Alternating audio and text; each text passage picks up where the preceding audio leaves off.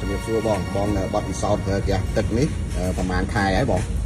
វាពេលដែលខ្ញុំដាក់គឺខែ2 ខែ2 2025បាទមកដល់ឥឡូវយើងថាបាន7ខែណាបាទជាងកន្លះឆ្នាំ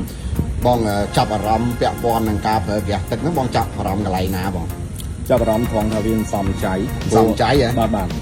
ព្រោះការខ្ញុំអត់ទាន់ដាក់ហ្គាសទឹកខ្ញុំវាស់វាមើលទៅទុងប្រហែលជា200គីឡូជាងបន្តិច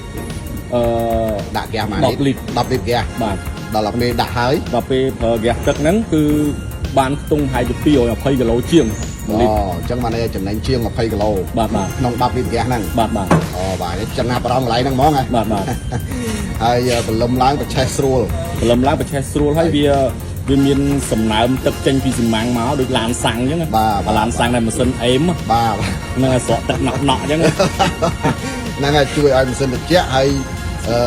ស្រក់ទឹកដូចឡានថ្មីអញ្ចឹងបាទកង់3បងទៅ